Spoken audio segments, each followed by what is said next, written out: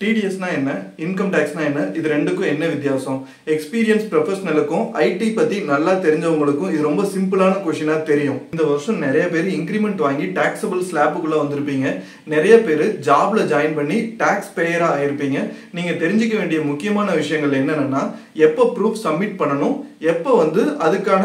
declaration பண்ணனும் அப்படிங்கறதை டீடைலா இந்த வீடியோல பார்த்துடலாம் வாங்க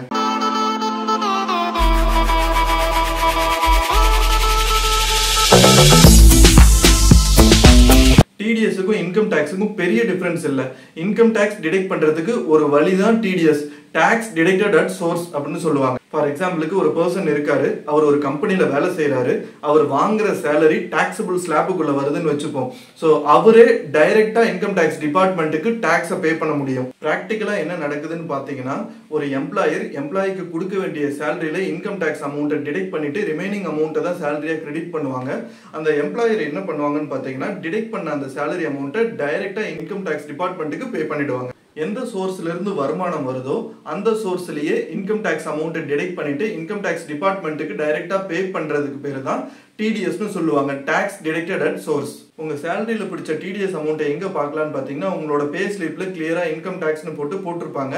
அது இல்லாம உங்க கம்பெனில ஐடி வொர்க் ஷீட்னு ஒரு டாக்குமெண்ட் கொடுப்பாங்க அத வாங்கி பாத்தீங்கன்னா அந்த இயருக்கான TDS அமௌண்ட் எவ்வளவுன்னு சொல்லி கிளியரா போட்டுருப்பாங்க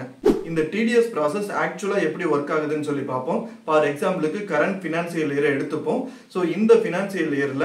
ஏப்ரல் 24 ல இருந்து மார்ச் 25 வரைக்கும் தான் ஃபினான்ஷியல் இயர் கணக்கு இதுல உங்க கம்பெனில ஏப்ரல் மந்த் உங்களோட டிக்ளரேஷனை சப்மிட் பண்ணுங்கன்னு சொல்லி கேட்டிருப்பாங்க டாக்ஸ் டிக்ளரேஷனா என்னன்னு பார்த்தோம்னா இந்த கரண்ட் ஃபினான்ஷியல் இயர்ல நீங்க என்னென்ன எக்ஸ்பென்ஸ் எல்லாம் பிளான் பண்ணிருக்கீங்க என்னென்ன டாக்ஸ் ரிலேட்டடான இன்வெஸ்ட்மென்ட் பிளான் பண்ணிருக்கீங்க இது எல்லாமே முன்கூட்டியே சொல்லிருங்க அதுக்கு தகுந்த மாதிரி உங்க கம்பெனி உங்களோட TDS கால்குலேட் பண்ணி மந்த்லி டிடெக்ட் பண்ணிடுவாங்க ஃபார் எக்ஸாம்பிள் ஒரு எம்ப்ளாயி ரெண்ட் வந்து 1,80,000 கொடுக்கறாரு 80D ல ஒரு 20,000 இன்வெஸ்ட் பண்றாரு 80C ல ஒரு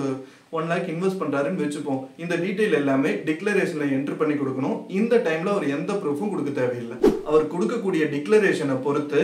TDS கால்குலேட் பண்ணி 10 மந்த்ஸ்க்கு மந்த்லி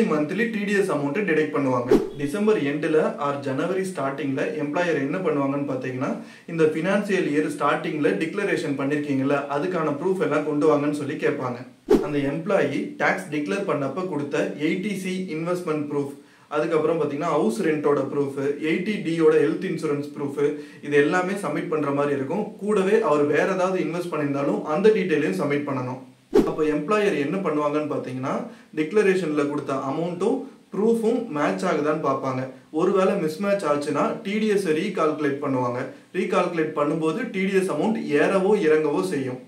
ஃபார் எக்ஸாம்பிள் ஒரு எம்ப்ளாயோட salary 12 lakhன்னு வெச்சுப்போம் அவர் ஆல்ரெடி டிக்ளேர் பண்ணது 3 lakhs இப்போ ரிமைனிங் இருக்க 9 lakh தான் அவரோட taxable amount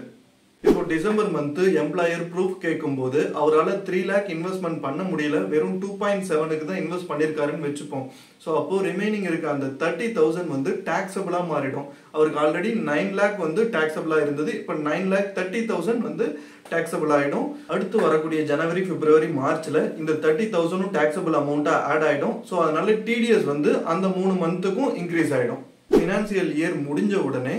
May month or June month உங்க எம்ப்ளாயர் வந்து ஃபார்ம் 16 கொடுத்துருவாங்க ஃபார்ம் 16 கொடுத்ததுக்கு அப்புறம் ஜூலை எண்ட் வரைக்கும் நீங்க ITR ஃபைல் பண்றதுக்கு டைம் இருக்கும் சோ ITR ஃபைல் பண்றத பத்தி டீடைலா அடுத்த வீடியோல பாப்போம் டிக்ளரேஷன் பத்தி ஏதாவது டவுட் இருந்தா கமெண்ட்ல சொல்லுங்க Thank you bye bye